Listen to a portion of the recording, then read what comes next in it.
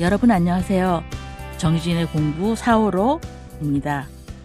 오늘은 녹음을 하는 날인데 아직 이제 총선 전이죠. 총선 전이라 제가 신문을 아침에 보면 막 온통 이 선거 얘기죠. 대부분 사실 당하고 인물하고의 얘기지 공약 같은 얘기는 별로 없는 것 같습니다. 이 당이나 인물과 정책이 모두 일치하는 후보가 있었으면 좋겠지만 별로 그런 경우가 없고 뭘 주장하는지 잘 알 수가 없는 홍보전이 계속되고 있습니다. 그런데다가 오늘 아침에 이 러시아 선거 소식을 들었는데 여러분 되게 놀라시지 않으셨습니까? 푸틴이 30년째 87%가 넘는 득표율입니다. 이거는. 그러니까 실제 득표를 이렇게 했다는 거죠. 87%가 넘는 득표율로 압도적인 지지로 당선이 되는데 이제 참 우크라이나가 걱정이 되더군요. 참 시절이 하수상한데 비까지 내리고 있습니다. 근데 비가요, 이 봄비처럼 막 콸콸 내리거나 무슨 좀 느낌이 있어야 되는데 이게 날씨가 뿌옇게 흐리면서 쪼잔하게 비가 내리고 있어요. 그래가지고 약간 우울한 날씨일지 모르겠습니다. 이번 달의 이야기는요, 우리가 일상에서 굉장히 많이 접하는데 막상 얘기를 하려고 하면 논의 자체가 굉장히 힘든 얘기가 있죠. 뭐냐면은 가족 얘기인데요. 가족 얘기인데 우리가 이제 한국 사회에서 남녀 모두 여성의 지위를 얘기를 할 때 남성과 여성의 인식이 굉장히 다르죠. 대체적으로 딸들은 이제 결혼을 하기 전까지는 그렇게까지 자각이 없지만 아들들은 성차별에 대해서 얘기를 하면 우리 집은 엄마가 제일 힘이 세다. 또 혹은 남편분들은 마누라가 가장 힘이 세다. 막 이렇게 얘기하시는 분들이 참 많죠. 그리고 이게 또 현상적으로 보면은 실제인 것 같기도 하고 그러죠. 근데 일단 마누라라는 말 자체가 사실은 비하된 말입니다. 이 밥을 짓는 사람이라는 뜻인데요. 오늘 주제는요, 여성의 지위와 가족 내 어머니의 지위에 대한 얘기입니다. 단도직입적으로 얘기하면 여성의 지위와 어머니의 지위는 반비례하는 거예요. 반비례하는데 우리는 여성 이꼴 어머니라고 생각을 하니까 엄마가 힘이 세다고 얘기를 하죠. 그 힘이 센 거는 사실은 여성이 가족 내 노동이 많은 건데 노동과 책임이 많고 그다음에 그 노동과 책임을 수행하지 못했을 때 추궁받는 혹은 비판받는 위치에 있는데 그거를 이제 권력이나 영향력이라고 생각을 하죠. 그러니까 여성의 지위가 왜 낮냐 이렇게 이제 얘기하시는 분들이 많습니다. 이게 특히 대단히 한국적인 가부장제인데요. 물론 가부장제가 너무 오래된 문제이기 때문에 웬디 브라운의 말대로 자연화됐어요. 그냥 너무 오랫동안 문명사를 지배해왔기 때문에 자연스럽게 생물학적 본능화됐기 때문에 이 논의를 펼치기가 굉장히 어렵습니다. 모든 사회에서 이제 가부장제나 성차별 현상이 나타나는데 물론 그 양상은 굉장히 다르죠. 예를 들면 일본은 천황제가 결합된 이 국가주의와 결합한 그런 측면이 있기도 하고 미국의 경우에는 인종차별과 이 성차별이 섞인 문제.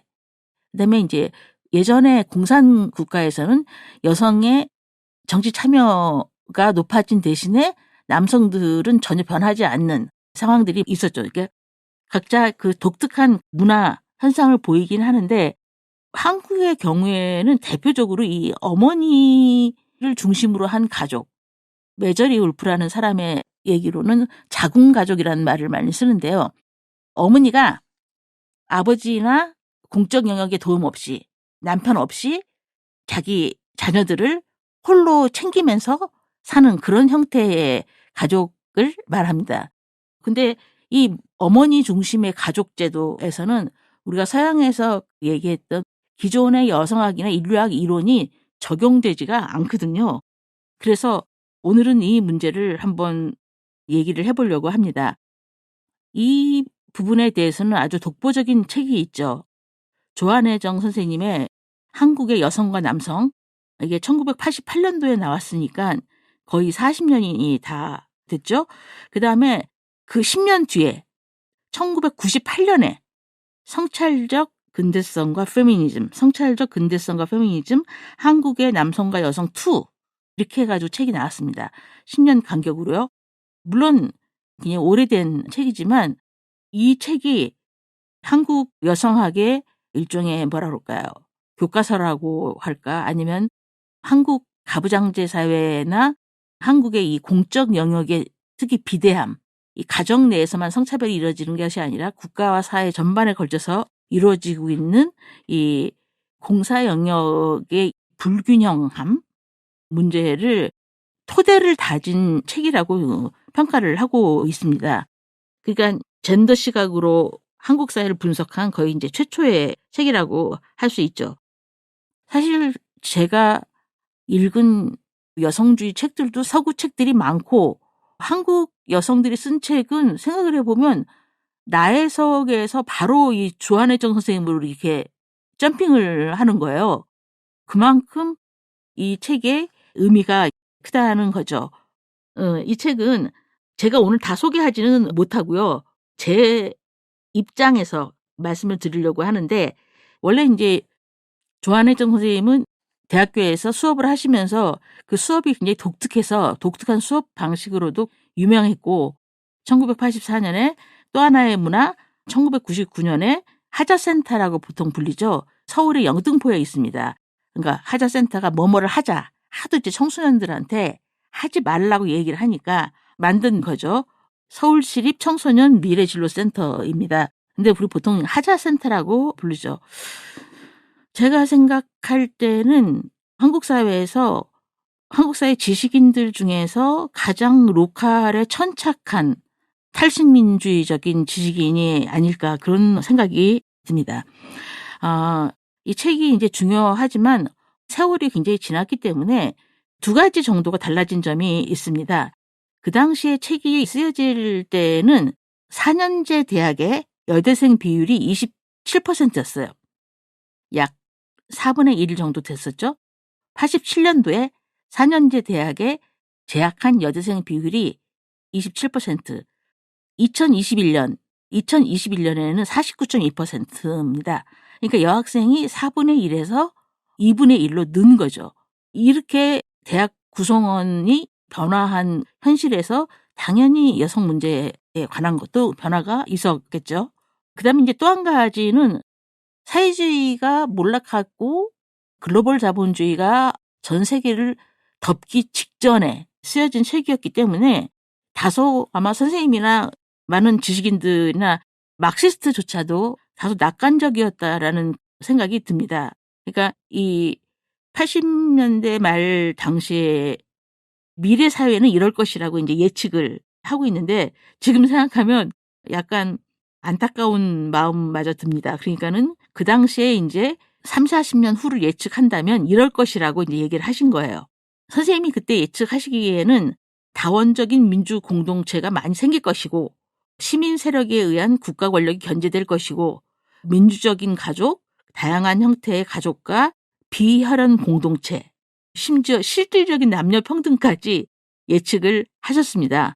그런데 이제 오히려 시민사회는 지난 10년 후퇴를 했고 사회 공동체, 비혈연 공동체에는 제대로 작동하지 않고 있죠. 요약을 하면 책이 쓰여질 당시에 여성들의 교육 수준하고 상황이 달라졌고 그다음에 이 80년대에 많은 지식인들이 정말 자본주의가 이렇게까지 질주를 하고 이 우주에까지 진출을 해가지고 사람들이 지구에서 안 살고 화성에서까지 살 그런 궁리를 하고 이런 거는 사실 아무도 예측하지 못했습니다. 그걸 생각을 해보면 참 우리가 이 자본주의에 대해서 굉장히 어떤 부분에서는 인류가 나이브한 생각을 갖고 있었고 이 사회주의 블록의 해체라는 것이 굉장한 사건이었다는 것을 최근 더욱 절감을 하게 됩니다. 네, 제가 아까 처음에 말씀드린 대로 여성의 지위와 어머니의 지위가 반비례한다 얘기를 하는데 이거를 아마 동료들이나 남성분들한테 설득시키기가 힘드실 거예요. 왜냐하면 남성은 시민이기도 하고 성역할 담당자이기도 한데 여성은 시민이기 이전에 우선 성역할 담당자이기 때문에 예를 들면 이런 거 있죠. 국민 여동생이란 말은 있어요. 국민 여동생. 국민 어머니란 말도 있습니다. 배우들을 칭할 때. 그런데 국민 형이라는 말은 없어요. 국민 형이라는 말은 간혹 최불암 선생님 같은 경우는 국민 아버지라고 얘기를 하는데 국민 어머니에 비하면 그 언설의 힘이 약하죠. 왜 국민 어머니라는 말이나 국민 여동생이라는 말은 많이 쓰는데 남성에 대해서는 그렇지 않은가. 이게 바로 이제 오늘 얘기의 가장 핵심적인 문제죠. 여성은 언제나 성역할로 대체될 수 있다는 것을 보여주는 것이죠. 언제든지 시민이 아니라 역할로. 누구를 위한 역할? 여성의 성역할이 여성 자신을 위한 것이라면 여성학이나 여성주의 지식은 맨 처음부터 나오지 않았겠죠. 근데 여성의 성역할이 여성 자신을 위한 것이 아니기 때문에 근본적으로 문제가 되는 거죠. 이 책이 고전이지만 고전이라는 건 늘 새롭게 해석되는 거잖아요. 그러니까 어떤 원형적으로 이론적 틀을 제시한 부분도 있지만 또 상당히 변화한 부분도 많죠. 예를 들면 예전에 이런 말이 있어요. 치맛바람, 바짓바람이란 말은 없죠. 이 교육을 부모가 모두 책임져야 되는데 엄마 역할로 국한이 되면서 치맛바람이라는 말이 있었는데 지금은 이제 서희초등학교 사건이나 의정부에서의 교사들 사고 같은 경우에 아버지들까지 다 나서서 자녀 교육에 대한 이 가족주의가 일상화된 측면이 있죠. 이것도 이제 일종의 이 책이 쓰여졌을 때하고 지금하고의 변화라면 변화하죠. 그런데 이제 이런 생각은 해봤어요. 제가요, 녹음하기 전에 선생님한테 편지를 써가지고 한 가지 물어봤거든요. 하도 궁금한 게 있어서.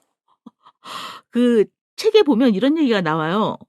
뭐냐면 공정 소설가의 여러분 잘 아시는 무소의 뿔처럼 혼자서 가라.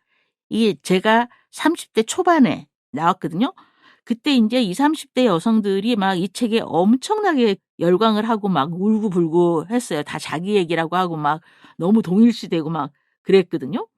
그런데 그때 40, 50대 여성들은 사실 되게 시큰둥했어요. 아니 뭘 저런 걸 갖고 그렇게 뭐라 그럴까 흥분이란 말은 좀 그렇지만 그래가지고 이제 제가 선생님한테 아니 이거 왜 무소의 불처럼 혼자서 가라 그 책과 그 책에 반응하는 여성들에 대해서 그렇게 냉소적이었어요. 여쭤봤거든요. 그랬더니 선생님 하시는 말씀이 뭐냐면 그때 우리는 이미 스스로가 무소였다라는 거예요. 그러니까 이미 혼자서 가부장제 사회를 다 파악을 했고 심리적으로나 뭐 어떤 식의 독립을 했다라는 의미죠. 물론 오늘 모든 논의의 전제는 중산층 여성이기 때문에 중산층 여성 일부 여성들이 그랬겠죠. 근데 제가 그 말을 들으니까 약간 이해가 가더라고요. 40, 50대 이미 가부장제를 파악하고 거기에 뭐 동의하지는 않지만 어느 정도 협상하면서 살아갈 수 있는 자원을 얻은 세대였죠. 근데 재밌는 것은 뭐냐면요. 이게 제 입장이 된 거예요.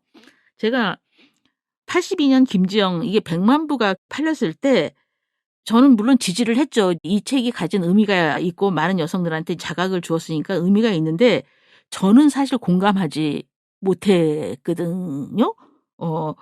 그냥 제 입장에서는 아니 여성들이 그런 현실인 거 몰랐나? 그러면서 이 현상에 대해서 지지는 했지만 이 책이 그렇게 막 저한테 막 옛날에 무소의 불처럼 혼자서 가라처럼 다가오지를 않았어요.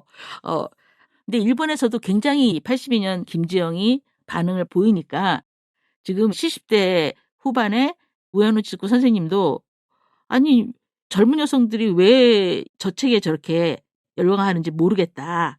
이런 얘기를 하셨다고 해요.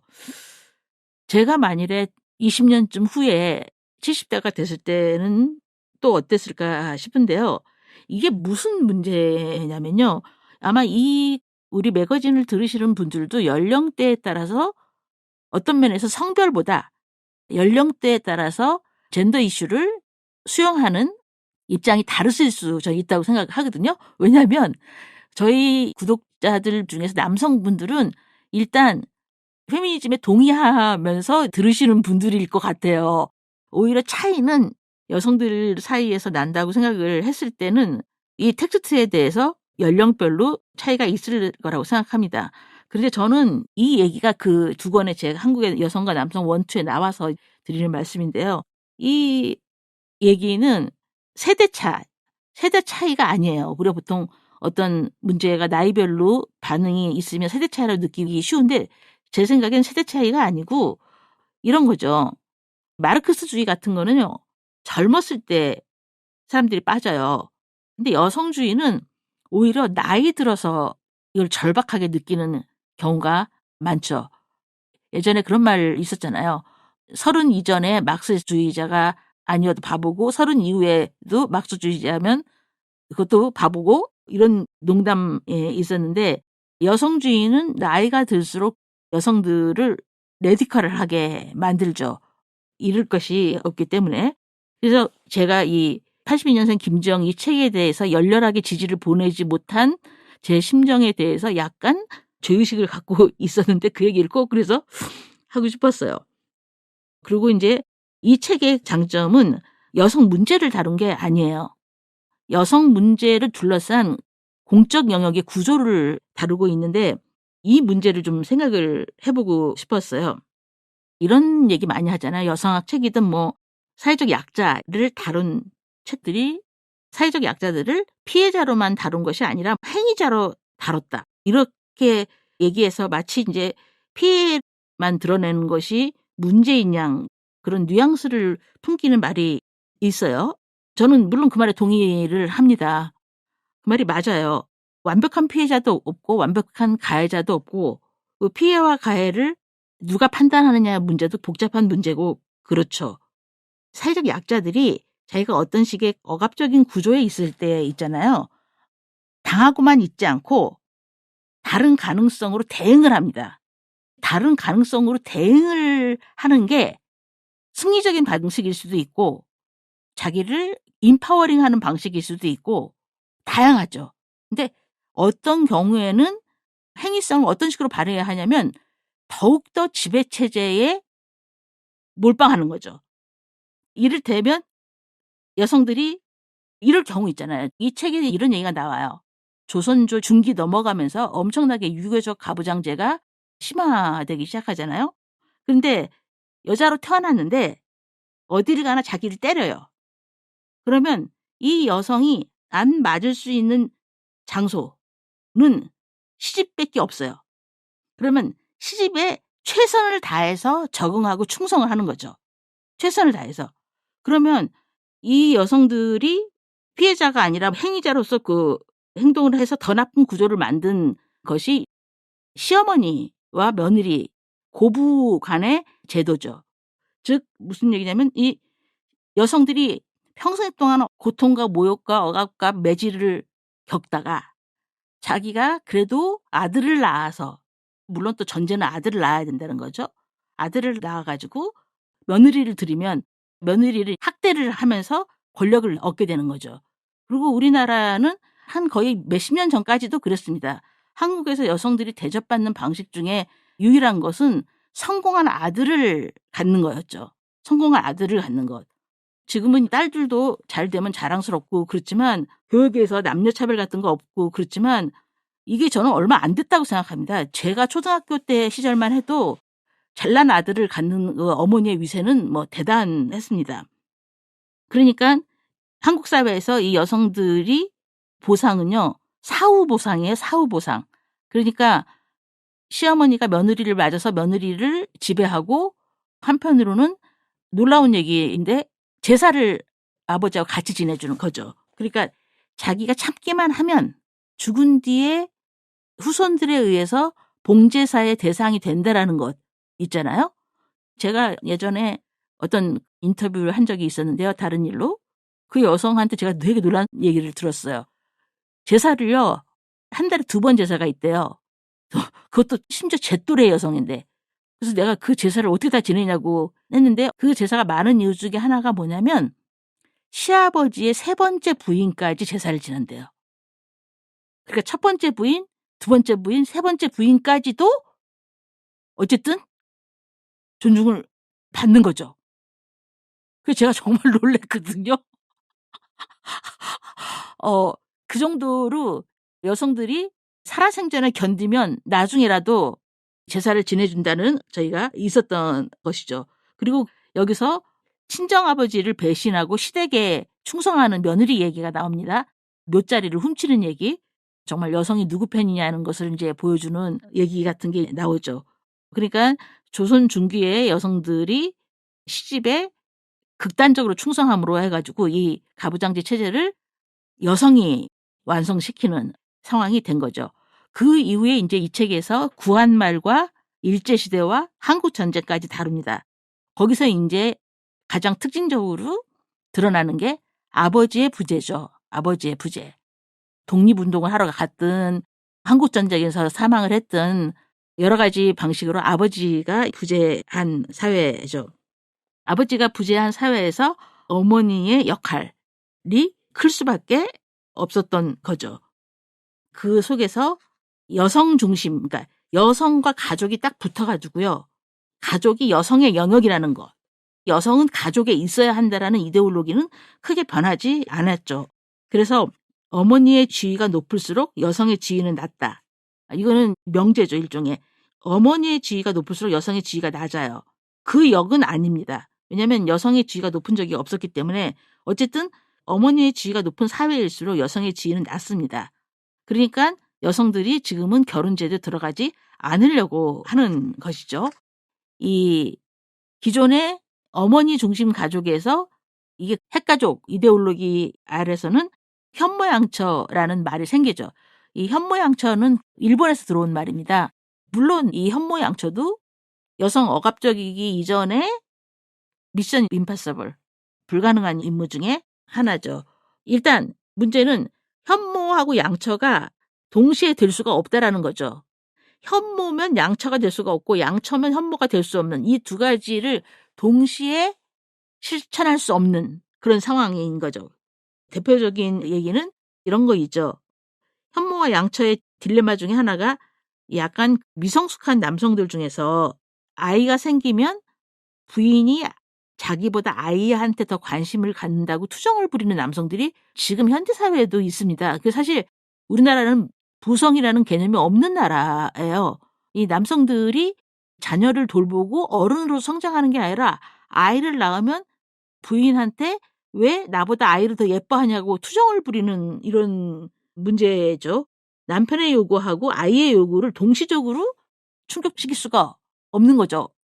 그리고 아내를 엄마로 생각하는 아내한테 지극히 의존하는 남성들, 아내를 엄마로 생각하는 남성들도 많습니다.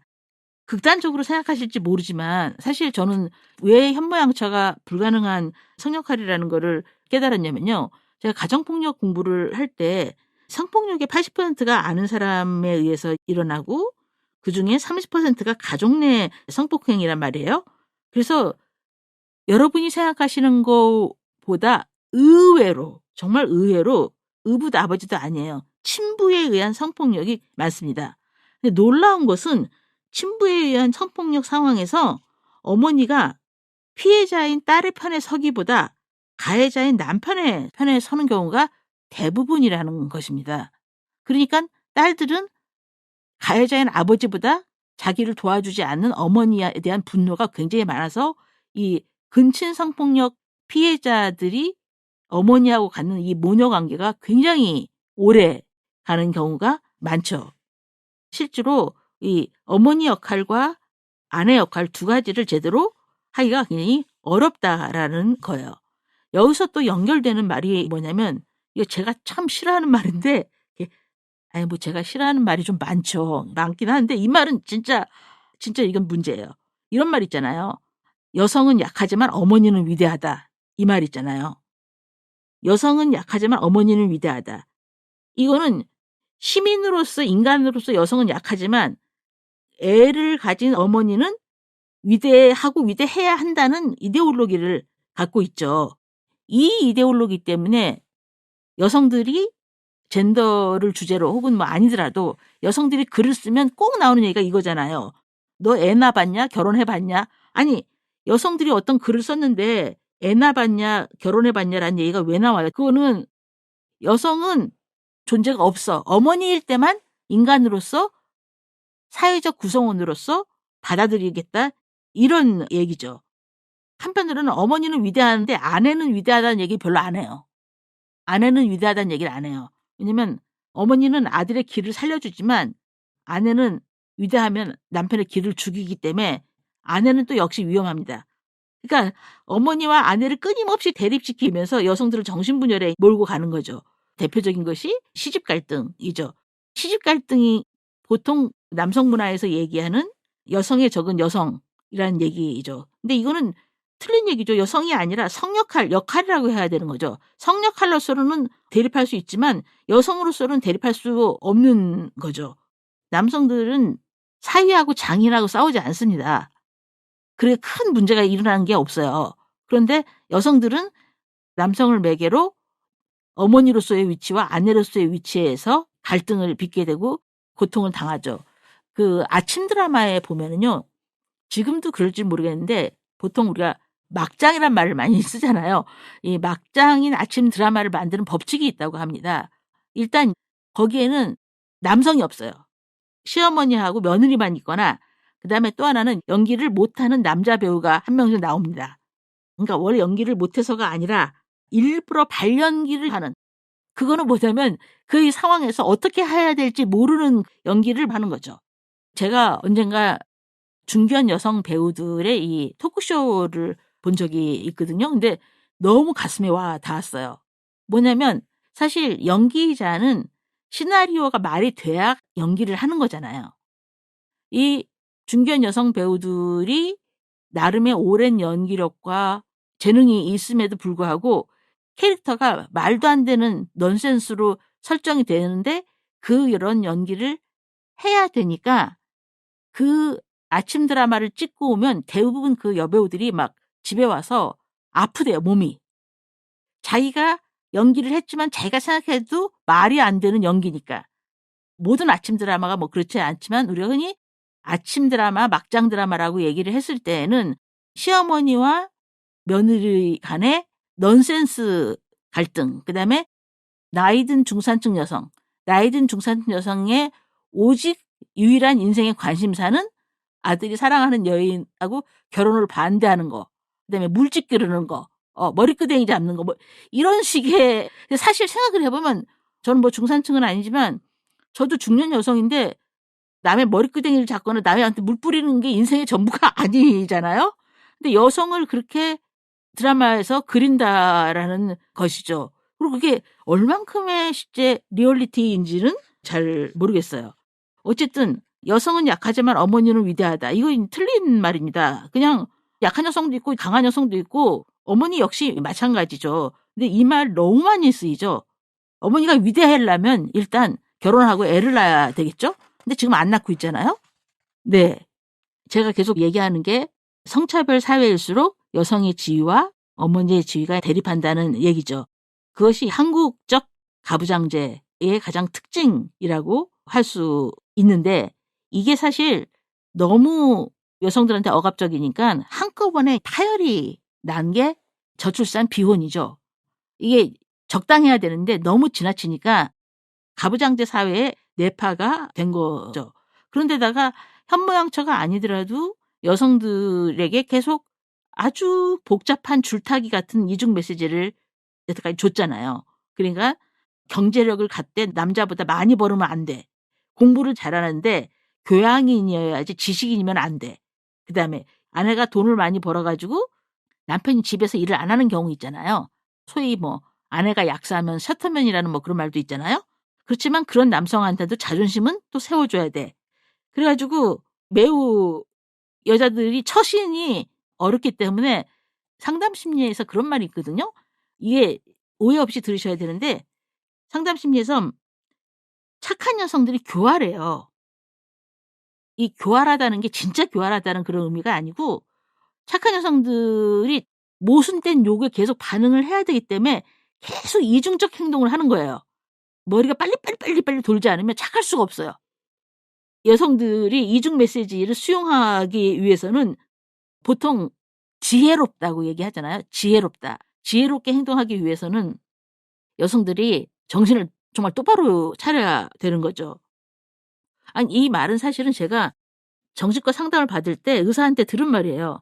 저한테 착한 여자 콤플렉스가 있다고 하면서 그런 여성들이 굉장히 교활하다는 거예요. 맨 처음에는 그 말이 굉장히 기분이 나빴거든요. 그랬는데 이런 말 있잖아요. 착한 여자는 천국 가고 나쁜 여자는 어디든 간다. 천국 가려고 생각을 하니까 머리가 너무 아픈 거죠. 근데 어디든 가면 자유로우니까 상관이 없어요.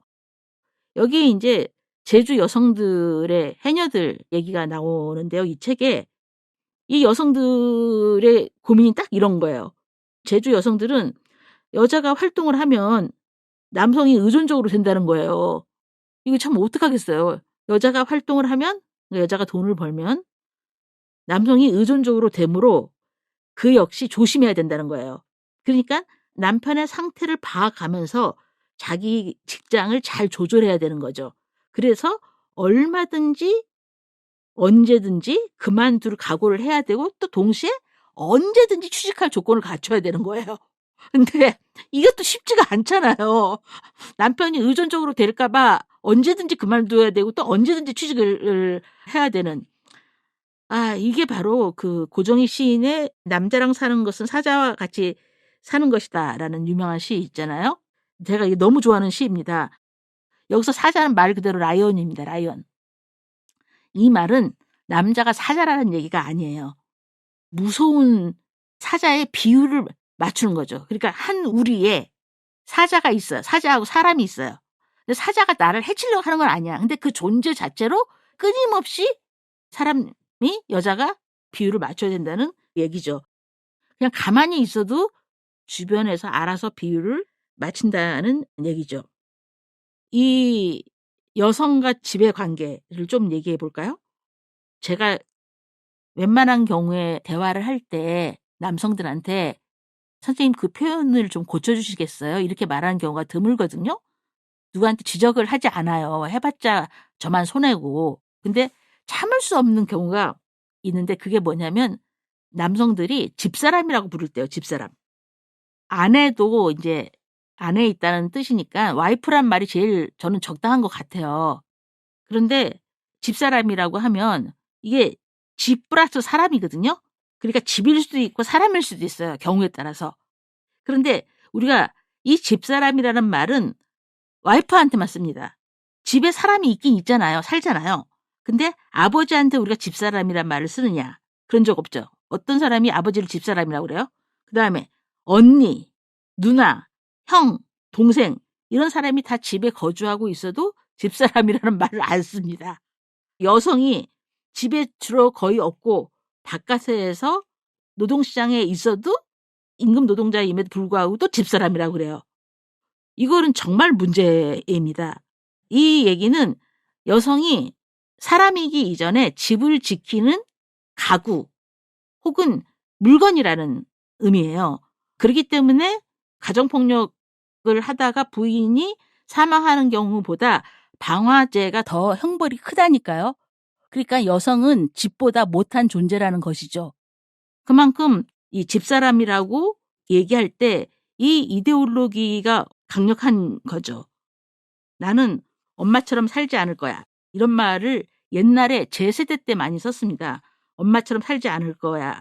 엄마처럼 집에만 있으면서 물론 개인에 따라 다르겠지만 집에만 있으면서 자기 삶에 만족하지 못하고 경제력이 없거나 경력 단절이 된 경우 엄마처럼 살지 않을 거야.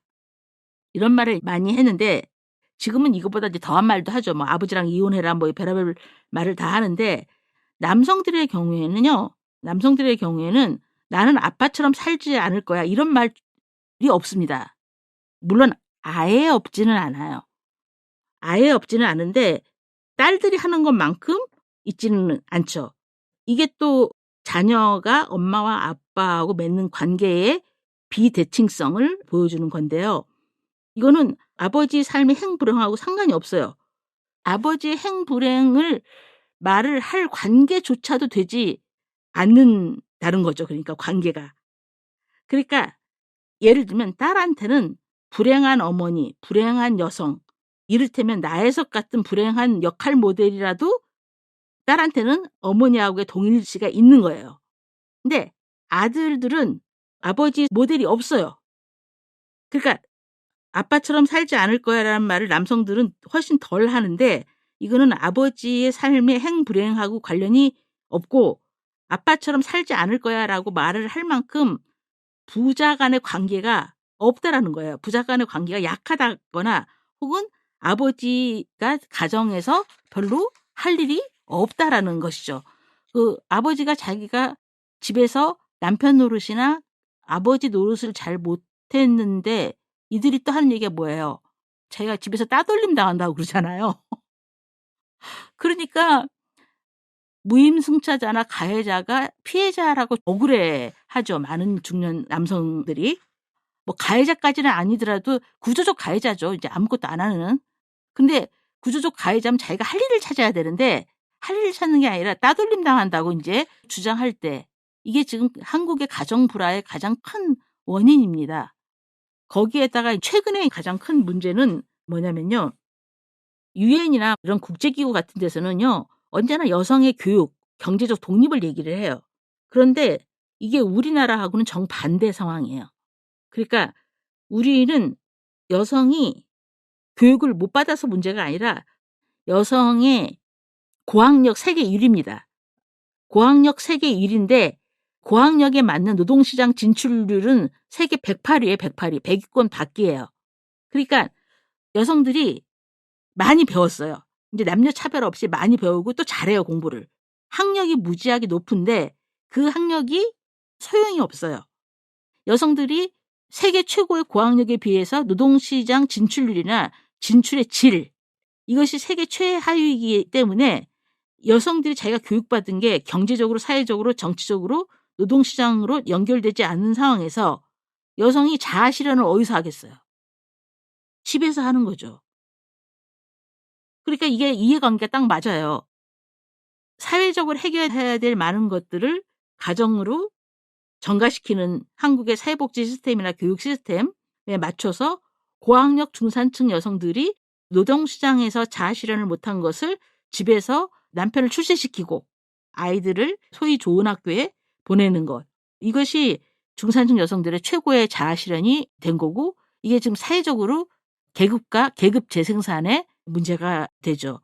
여전히 지금도 아이들이 소위 좋은 학교에 가면 엄마들 인생이 성공이라는 등식이 아직까지도 있고, 문제는 언제나 그렇듯이 이런 상황조차도 문제인데 이걸 또 초과 달성해가지고 아주 그 스카이캐슬처럼 극성을 부리거나 사회적 문제를 일으키는 여성들이 있는 거잖아요.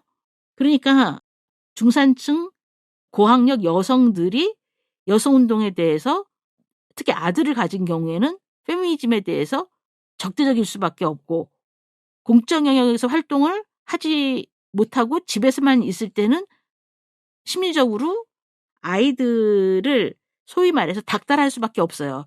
아이들한테 몰빵을 하거나 올인을 할 수밖에 없어요. 그러니까 아이들은 또 엄마가 한편으로는 싫은 거죠.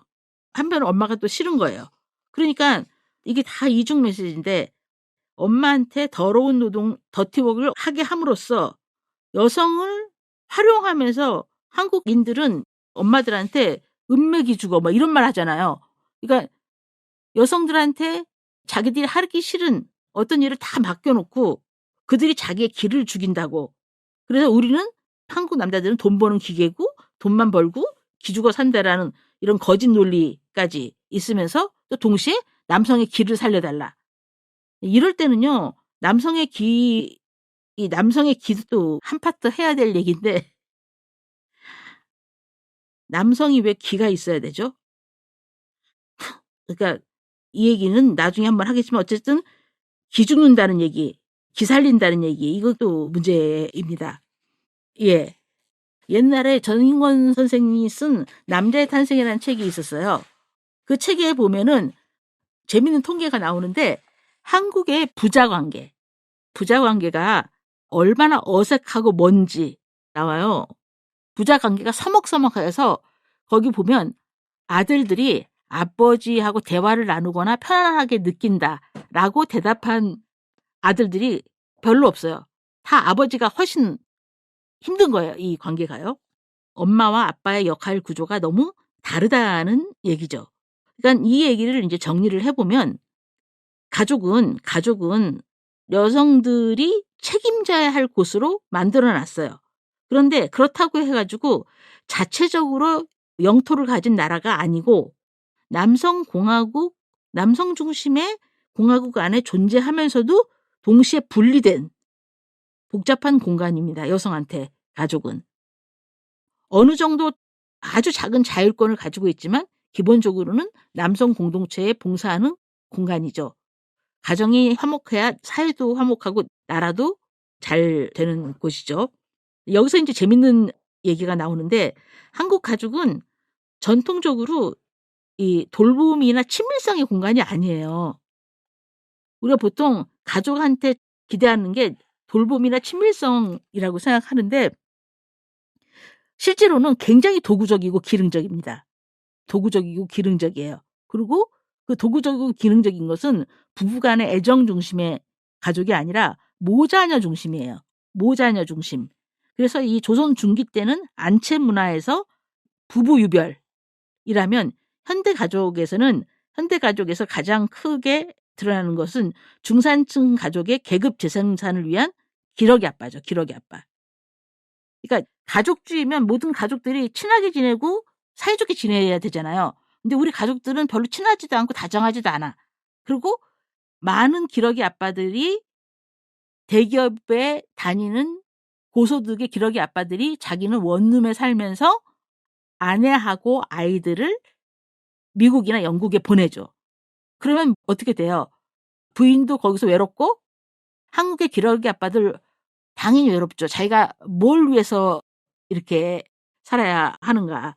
이 기러기 아빠 가족을 여성학에서는 포스트 모던 패밀리라고 하는데 모던 패밀리가 아니라 포스트 모던 일종의 가족주의도 아닌 완전히 계급 재생산을 위한 출세의 도구로서 이거는 분명한 어떤 부분에서의 남성의 희생이죠.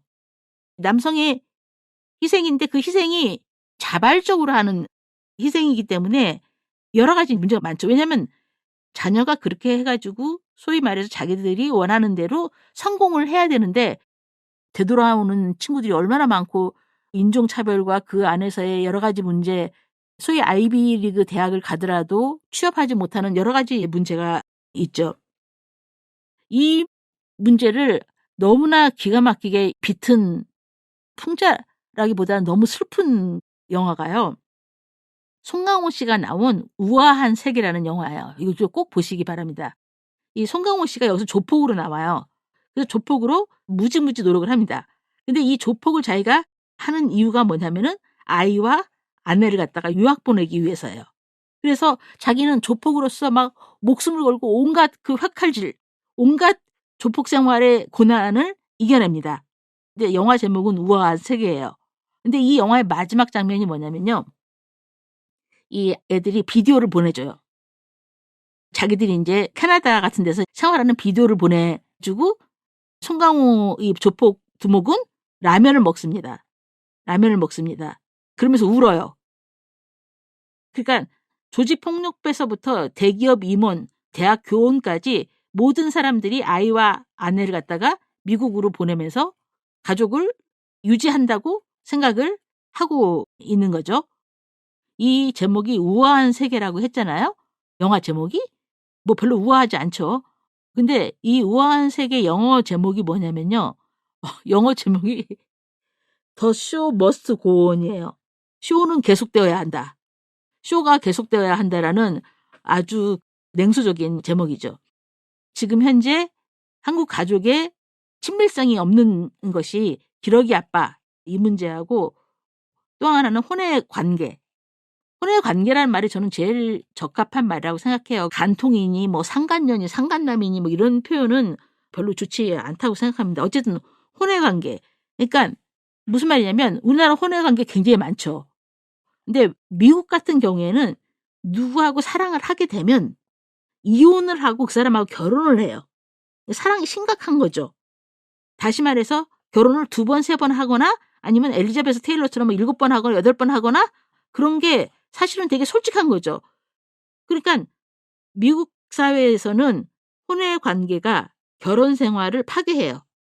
기존 결혼을 파괴라기보다는 이제 이혼을 가요. 그러니까 혼외 관계하고 결혼 생활하고 기란 관계에 있는 거죠. 그런데 한국은요, 혼외 관계가 없으면요, 이 지루하고 고통스러운 결혼 생활을 견딜 수가 없어요.